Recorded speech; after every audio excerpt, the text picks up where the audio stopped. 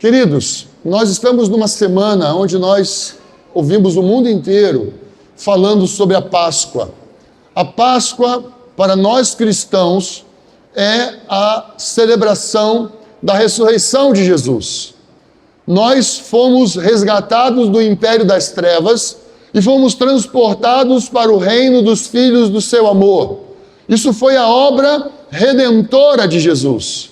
Mas essa obra redentora de Jesus, ela foi feita dentro de um contexto, ela foi feita dentro de uma promessa, ela foi feita dentro de um acontecimento que se deu ali no Egito há milhares de anos atrás, possivelmente 3.500 anos atrás. Então, eu queria convidar vocês a abrir comigo suas Bíblias em Êxodo, capítulo 6, versículo 6. O povo de Israel, ele estava como escravos, não foram como escravos, eles foram voluntariamente conduzidos pelo seu pai Jacó, com seus 12 filhos, para o Egito. Havia fome na terra, fome que José, o grande José do Egito, havia interpretado que haveriam 7 anos de fartura, 7 anos de fome, e naquele momento onde a fome estava severa, Jacó vai com sua família para o Egito. Foi uma direção de Deus, foi uma orientação de Deus para a família de Jacó. E ali Jacó e sua família se tornaram numerosos e passaram ali 430 anos. Só que o faraó, que conhecia José, que conhecia Jacó, morreu. E assim sucessivamente, os faraós que os conheciam, que conheciam a sua história, também morreram. Se levantou no poder um homem que não conhecia a história de José, e ele foi escravizando o povo de Israel, ali dentro do Egito. E o povo começou a clamar a Deus por libertação. E Deus respondeu a esse clamor, enviando Moisés como libertador do seu povo ali no Egito. E Deus fez 4 promessas para eles, antes de retirá-los do Egito. E eu queria que você lesse comigo. Está aqui em Êxodo capítulo 6, versículo 6. Por isso, dize aos israelitas: eu sou o Senhor. Eu vos tirarei do trabalho forçado sobre os egípcios, vos livrarei da escravidão e vos resgatarei com braço estendido e com grandes feitos de juízo, e vos tomarei por meu povo, e serei vosso Deus, e sabereis que eu sou o Senhor vosso Deus, que vos tiro do trabalho forçado sobre os egípcios. Então, irmãos, quando Deus nos resgata das trevas, quando Deus nos resgata do domínio do pecado, Deus, Ele nos livra dessa escravidão. O que os judeus sofreram na carne, nós sofríamos na alma. Nós sofríamos profundamente o peso do pecado, o peso da consequência do pecado de Adão que veio sobre a humanidade. Então Deus falou para o povo ali no Egito que Ele os tiraria da escravidão, e Ele faria isso com o seu braço estendido, com grandes feitos e juízo. Então Deus se apresentou a Faraó e falou através de Moisés, que disse: eu sou, me enviou. E Deus disse: se você não deixar o meu povo ir, você vai ver o que eu sou capaz de fazer. E Deus enviou 10 pragas. E Deus trouxe o quê? Juízo Sobre quem? Sobre os egípcios? Não foi sobre os egípcios que Deus trouxe juízo. Deus trouxe juízo sobre o espírito, sobre um sistema maligno que escravizava nações. O Egito era um sistema maligno de opressão. O Egito representava um sistema maligno de corrupção, de escravidão. Muitas nações eram escravizadas naquele tempo. Não foi só o povo de Israel que estava sendo escravizado. Nós precisamos compreender que existe uma diferença entre o sistema maligno de corrupção que operava no Egito e o povo egípcio. Os egípcios, muitos seguiram Moisés. Muitos egípcios seguiram a caravana. Outros judeus ficaram no Egito. Não seguiram a caravana, porque não quiseram, não se submeteram ao chamado. Mas povos de outras tribos também saíram do Egito junto com Moisés. Então é importante nós compreendermos o que a Páscoa representa para nós. O que a Páscoa significa para nós. A Páscoa é uma lembrança de passagem. Os judeus, quando leem essa passagem, eles recitam essa passagem para os seus filhos. Os seus filhos são ensinados sobre essas 4 promessas. Deus vos tirou, Deus vos resgatou, Deus fez uma aliança e Deus chamou para um relacionamento. Deus não simplesmente tirou o povo do Egito, mas ele disse: eu serei o seu Deus. Então, quando Deus nos tira do império das trevas, o que Deus deseja? Servos? Não. Deus está buscando um povo que ele possa ter relacionamento. Deus quer ter relacionamentos de aliança. Deus quer um povo comprometido com ele. Agora, nós sempre lemos, e vamos ler agora, Êxodo, capítulo 12, que é fundamental para que nós possamos compreender tudo que foi ensinado sobre essas festas. A Páscoa, ela não é uma festa única nesse período. Junto com a Páscoa, existe a festa de pães asmos, existe a festa da colheita, que são importantes nesse momento. Então, dentro do ritual judaico, existe passos que são dados, existem elementos que são colocados na mesa. Agora eu lembrei do Haroldo, né? Falou elemento, ele fica... Agora ele está lá alegre, louvando a Deus, pulando toda a vida, né?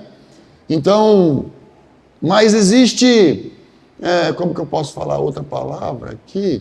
Integrantes, né, na celebração judaicas que são colocadas na mesa, que nós não falamos, nós não comentamos, mas estão na palavra, estão embutidas na palavra. E quando eu falo sobre 4 promessas, os judeus, eles colocam na mesa 4 taças. Quando nós lemos Lucas capítulo 22, nós vamos ver que Jesus pega a última taça. Porque nós vamos ver ali em Lucas capítulo 22 que depois de haver ceado, depois de haver jantado, Jesus pegou o pão e disse: este é o pão, este é o meu corpo, este é o meu corpo, que é partido por vós. Isso não é qualquer pão que Jesus pegou.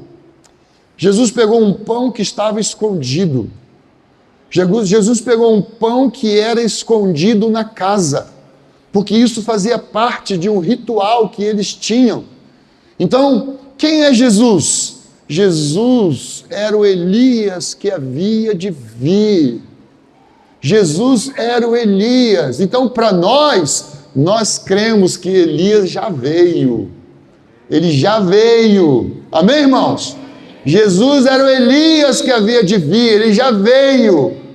E nós temos uma outra manifestação do ministério de Elias para esses últimos dias. Ainda veremos. E aqui em Êxodo, capítulo 12, versículo 3 diz assim, 2, este mês será para vós o princípio dos meses, será o primeiro mês do ano. Dizei a toda a comunidade de Israel, no 10º dia deste mês, cada um tomará para si um cordeiro, conforme a família dos pais, um cordeiro para cada família. Mas, se a família for pequena demais para um cordeiro, deverá comê-lo com o vizinho mais próximo de sua casa, conforme o número de pessoas. Calculareis o cordeiro conforme a porção adequada para cada um. O animal será um macho de 1 ano sem defeito. Poderás tomar um cordeiro ou um cabrito, e o guardareis até o 14º dia deste mês. Você sabe que dia que Jesus foi preso? Você sabe que dia que Jesus foi preso? No 10º dia. Jesus foi preso no 10º dia. O cordeiro seria sacrificado no 14º dia. Você sabe por quantos dias Jesus foi provado? Jesus foi provado por 4 dias. Você sabe quando que Jesus foi crucificado? Jesus foi crucificado no 14º dia. Jesus é o Cordeiro de Deus que tira o pecado do mundo. Jesus é a nossa Páscoa. Jesus é o nosso Redentor. Então existe um cálice chamado cálice da redenção. Jesus é o cálice da nossa redenção. Irmãos, nós estamos vivendo um momento profético na história da humanidade. Vocês sabiam que pela primeira vez na história da humanidade, os filhos de Ismael estão a favor de Israel? Agora, nesse momento, vocês sabiam disso? Que os filhos de Ismael estão se levantando e estão dizendo, nós estamos com Israel. Isso é um momento profético da história da humanidade. Não é um momento em que nós devemos talvez ficar muito eufóricos, porque certamente nós entraremos num momento de paz na história da humanidade quando essa guerra acabar. Mas apóstolo Paulo disse, quando vos falar paz, paz, paz, haverá repentina destruição.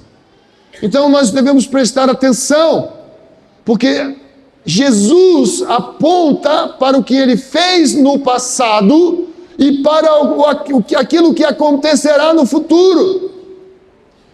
Mas quando nós olhamos para essa festa, nós precisamos continuar a leitura, porque essa festa não se trata só da morte do Cordeiro. Essa festa também trata sobre a ressurreição do Cordeiro. Mas tem algo que acontece no meio dessa festa, que também é celebrada pelos judeus, mas nós talvez não nos apercebamos disso, que está aqui no versículo 8. O versículo 7 vai falar sobre o sangue que foi colocado nos umbrais da porta, o sangue que está sobre nós. Mas no 8 ele diz, naquela noite, comerão a carne assada do fogo, com pães sem fermento. Sim, a comerão com ervas amargas. Sabe por que Deus mandou comer pão sem fermento? Sabe por quê? Porque fermento é coisa que foi criada no Egito. Pão não tinha fermento. Pão não era feito com fermento. O pão foi criado no Egito. o fermento foi criado no Egito. E o fermento, ele é para dar maciez, o fermento é para dar leveza, e o fermento é para dar sabor. O fermento melhora a massa. Mas aqui está mandando comer pão sem fermento. E aqui está dizendo, não sobrará nada para a manhã seguinte. O que sobrar até amanhã deverá ser queimado no fogo.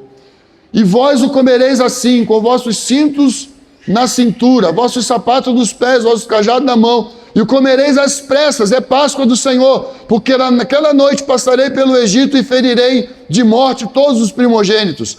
E aí ele vai falando sobre o sangue, vai falando sobre o memorial, e ele vai dizendo que isso precisa ser, versículo 14, e este dia será um memorial, vós o celebrareis como uma festa ao Senhor, e como estatuto perpétuo através de todas as vossas gerações.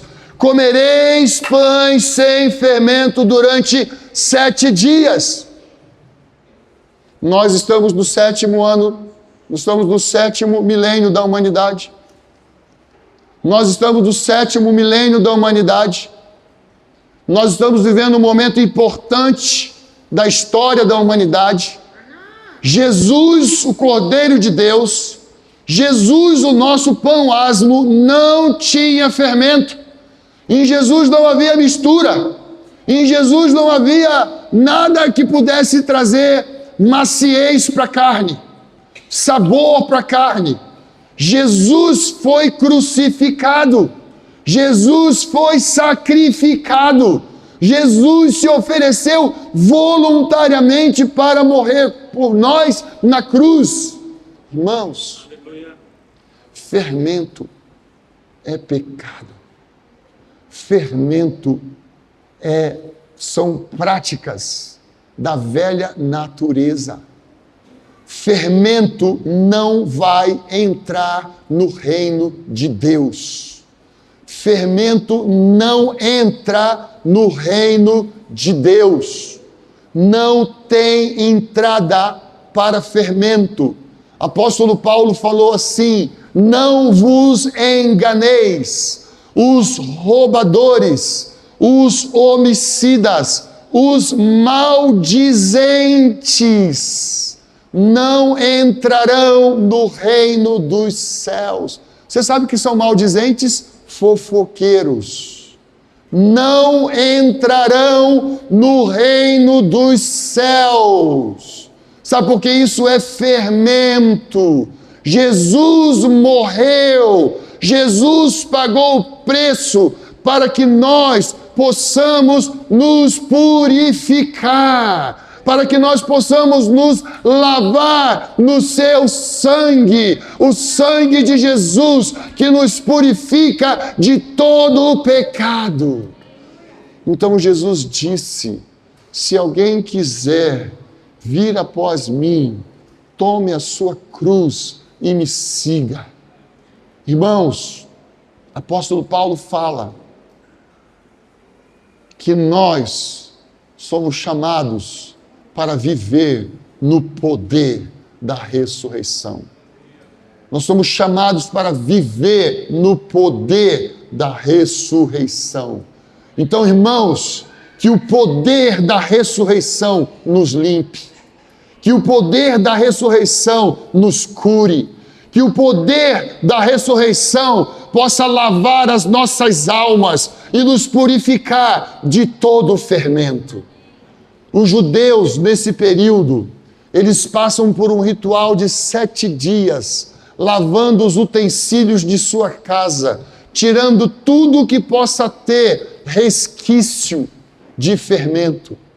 Nós, quando partimos o pão, nós, quando nos chegamos à mesa, nós estamos declarando a pureza de Jesus, a santidade de Jesus, a obra de Jesus, e nós fomos chamados para andar dessa mesma santidade. Nós precisamos colocar para fora de nossas casas, de nossas vidas, toda e qualquer prática que lembre o Egito. Nós precisamos remover de nossas vidas toda e qualquer prática que lembre as obras produzidas pelo fermento. Jesus falou para os seus discípulos: acautelai-vos do fermento dos fariseus. Tome cuidado, nós precisamos tomar cuidado. Tomemos cuidado com todo o fermento que muitas das vezes querem tomar conta de nossas conversas, querem tomar conta de nossos relacionamentos. Nós precisamos rogar ao Senhor que nos purifique de toda a obra da carne. Então, irmãos, eu queria deixar com vocês essa reflexão e o meu pedido de perdão aos pastores, que eu era para falar 10 minutos, e eu falei 20, e 45 e já acabei. Deus abençoe. Obrigado, Senhor, por essa obra poderosa que o Senhor operou na vida da gente. O Senhor nos tirou do Egito. O Senhor nos livrou de todas as práticas do Egito. E o Espírito Santo está aqui para continuar nos livrando diariamente de todas elas, para que vivamos no poder da ressurreição de Jesus Cristo. Que tal você agradecer um pouco pela sua salvação? Você lembra? Você lembra quando Ele te tirou do império das trevas? Quando Ele te tirou do Egito? Aleluia! Obrigado, Senhor. Obrigado, Senhor. Aleluia.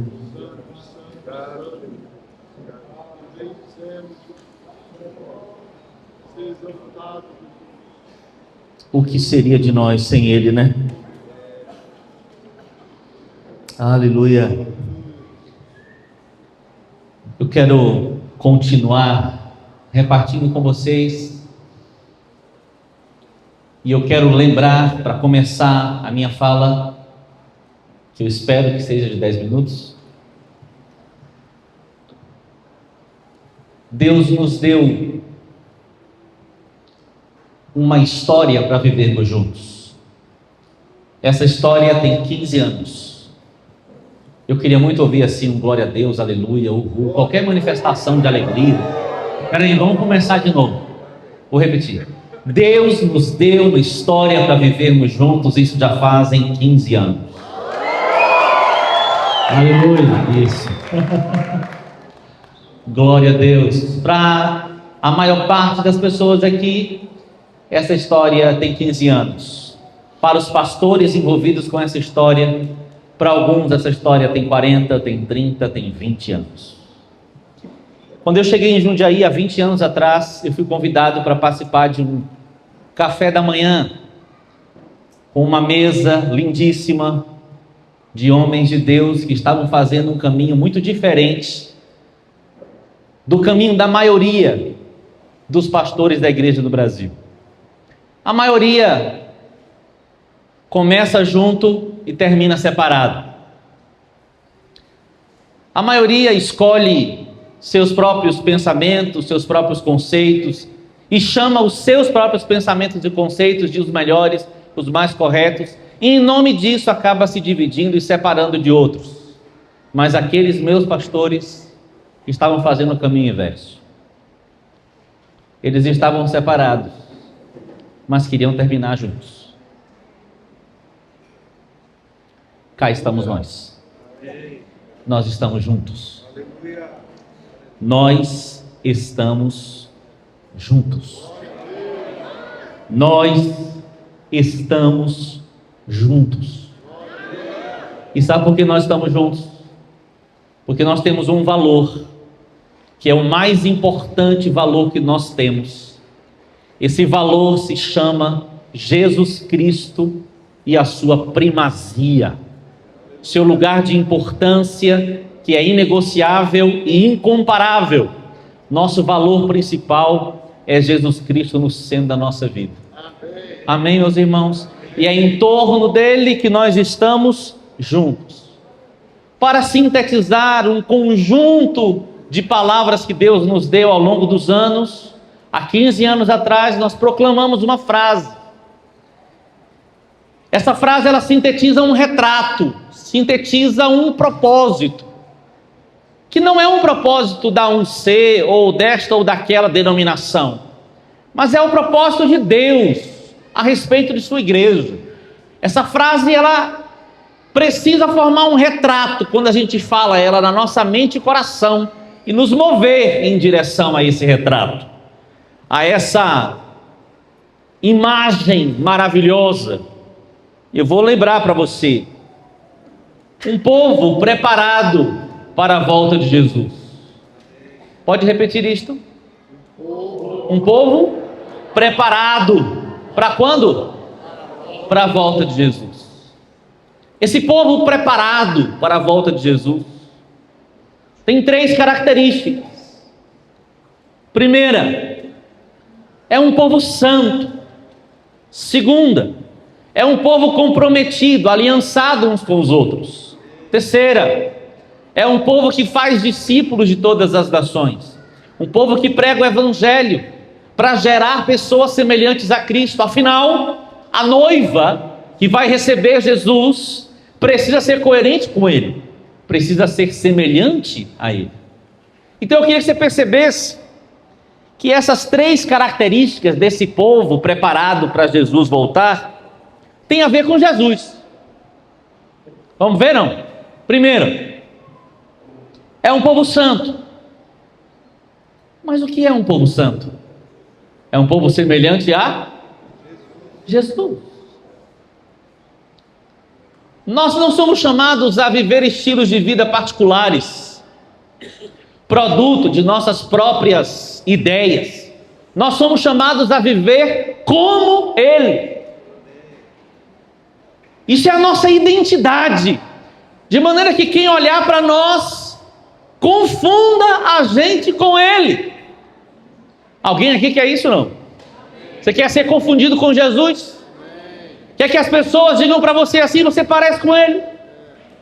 Quer que sua esposa, seu marido, seus filhos sejam os primeiros a dizerem: você parece com Jesus? Se nos parecemos com Jesus, então somos santos. Fomos separados de tudo que era egípcio, tudo que era mundano, e fomos aproximados dele ao ponto de sermos transformados à sua imagem. O segundo aspecto da nossa visão: aliançados uns com os outros, ou seja, comprometidos uns com os outros. Nós nos importamos em que nossos relacionamentos glorifiquem a Ele, mostrem Ele, porque nós só podemos ser comprometidos uns com os outros porque Ele morreu na cruz por nós, porque Ele morreu derramando seu sangue para nos aproximar dele e uns dos outros. De novo, é uma característica que depende de Jesus. É impossível nós sermos aliançados e comprometidos se não tivermos clareza, consciência de que houve um derramamento de sangue na cruz, uma aliança firmada entre Jesus e o Pai, e é essa aliança que nós honramos quando honramos uns aos outros, quando nos comprometemos em nossos relacionamentos saudáveis, relacionamentos que edificam mutuamente. Amém, meus irmãos? Terceira característica: fazemos discípulos de quem? Fazemos discípulos de quem? De Jesus, porque Ele disse isso. A ordem veio dele: indo, fazei discípulos de todas as nações, gerem pessoas semelhantes a mim, disse Ele. Então veja que a síntese da visão que Deus nos deu em tudo depende e aponta para Jesus, porque nós precisamos viver desse jeito para que Ele volte e a gente se encontre com Ele para viver eternamente com Ele. Santos como Jesus, comprometidos por causa de Jesus, gerando pessoas que são semelhantes a Jesus. Nessa síntese linda, simples, existe a nossa identidade, existe a maneira como vivemos e existe o nosso chamado. Somos uma igreja santa, de discípulos de Jesus, de gente que se gosta, que se ama, que se curte.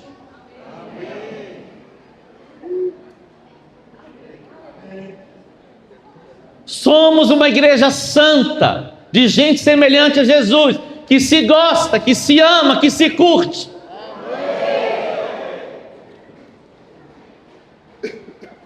Você gosta desse irmão que está ao seu lado, não? Atrás de você.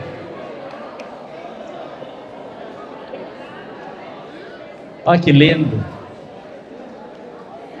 Agora olha para cá. E esse povo santo, comprometido uns com os outros, tem uma missão. E esse povo é apaixonado por essa missão. E a missão que nos apaixona é: vamos buscar outras pessoas para fazer parte disso. Vou repetir. A missão que nos apaixona é: vamos buscar outras pessoas para fazerem parte disso.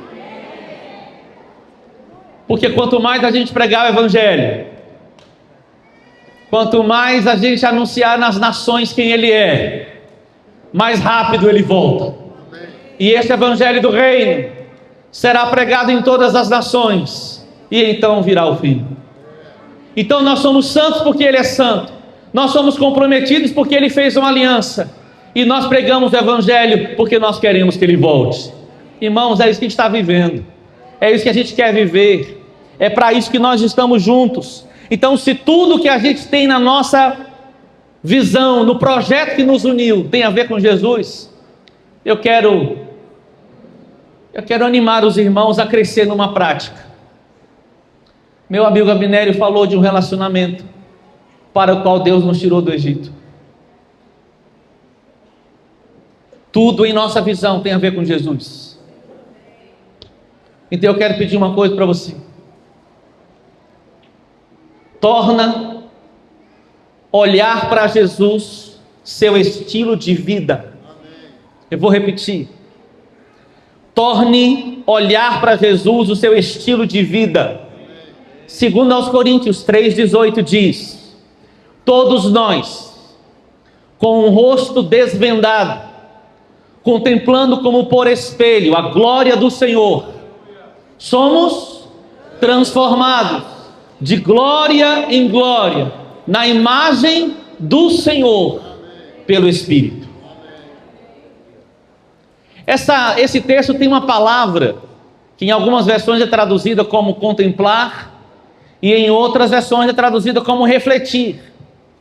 E essa semana eu fui consultar um amigo com quem eu me encontro para estudar a palavra com noções de grego, porque eu não sei grego. E eu perguntei para ele: professor, o cara é um PhD assim, no negócio.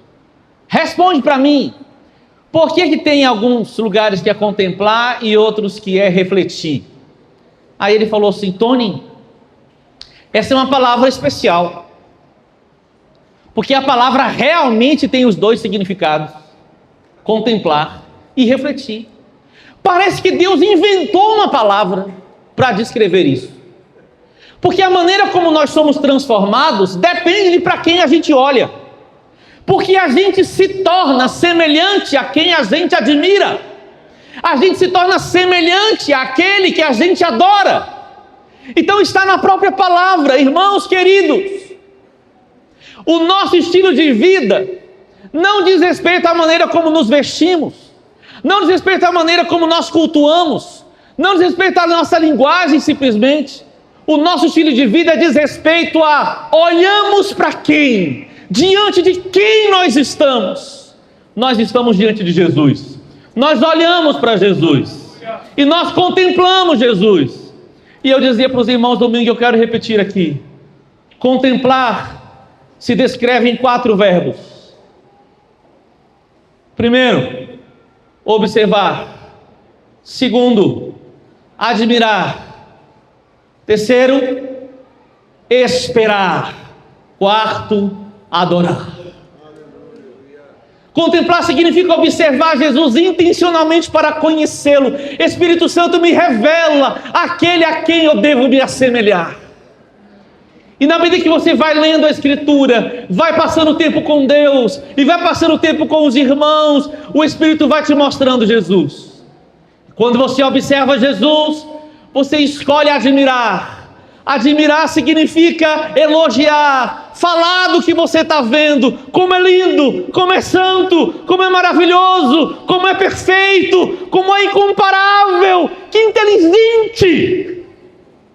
E quanto mais você admira, mais vontade de ter revelação sobre ele você tem. Então você espera, não para de contemplar, não para de olhar, não para o relacionamento pessoal com ele. Você cresce em contemplar, em observar, em admirar. Espera. De repente, o Espírito Santo te dá uma revelação sobre ele, que faz você cair de joelhos diante dele e dizer: uau! É assim que ele é. É assim que eu não sou. Mas é assim que eu quero ser. Isso é adorar. É assim que ele é. É assim que eu não sou. Mas é assim que eu quero ser. E você adora dizendo: Pai, eu me rendo. Sabe, irmãos, adorar é prostrar-se.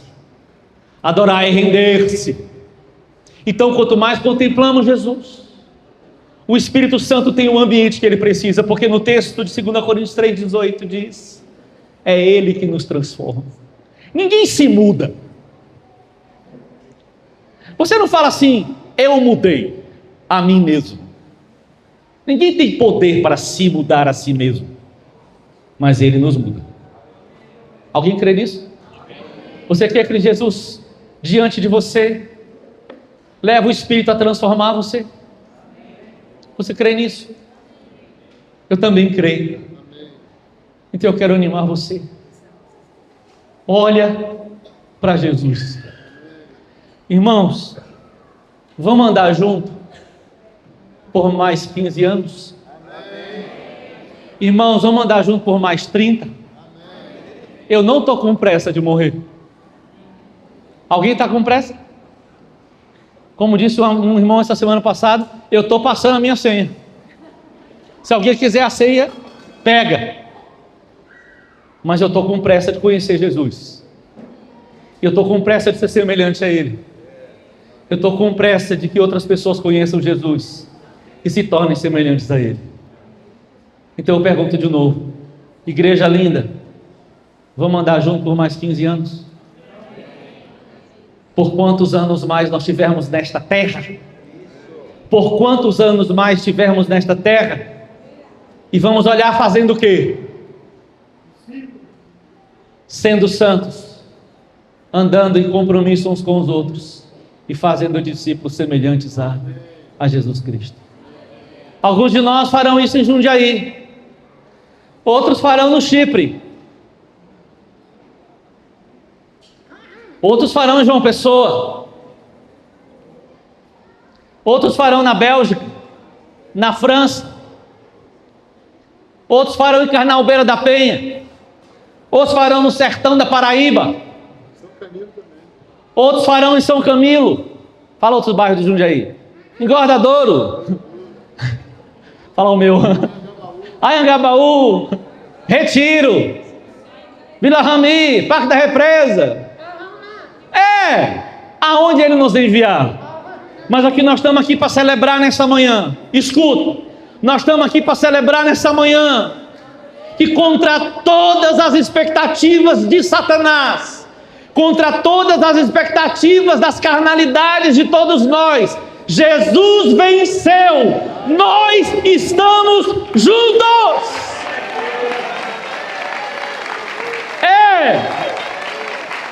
Contra todos os pecados que nós praticamos, contra todos os erros que nós cometemos, Jesus venceu. Nós estamos juntos, crescendo em santidade, crescendo em aliança e crescendo em fazer discípulos. Sabe por quê? Porque Ele está entre nós. Ele está diante de nós. Você pode vê-lo? Gostaria que agora você curvasse seus olhos. Me desculpa, fechasse seus olhos, curvasse sua cabeça.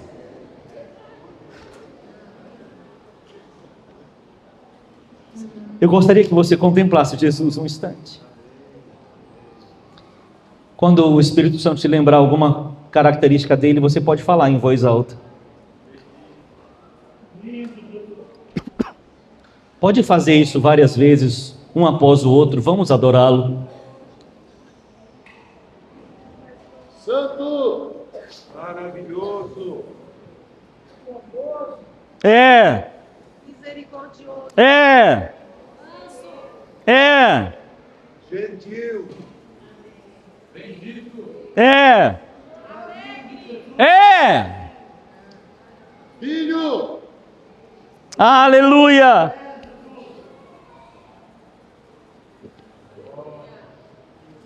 Aleluia. Continue.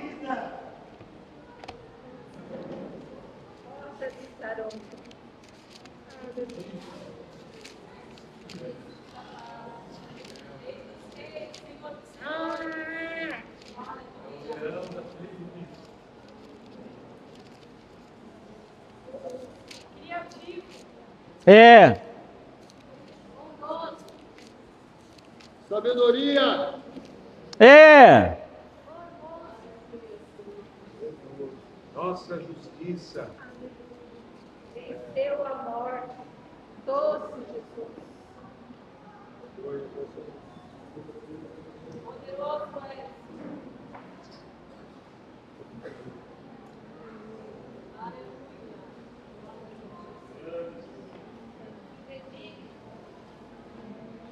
Pastor da igreja! Bom pastor!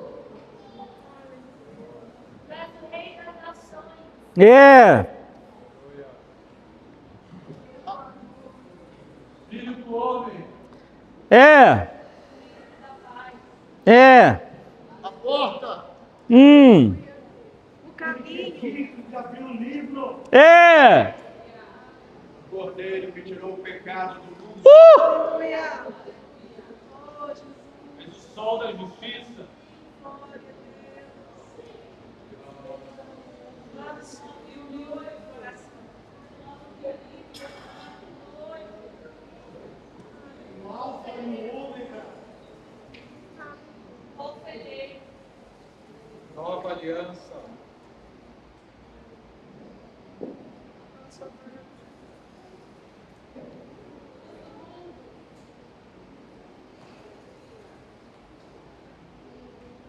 Jesus querido, se vivermos 100 anos, ainda não terá sido suficiente para te descrever. Mas terá valido a pena cada dia que passamos te observando, te admirando,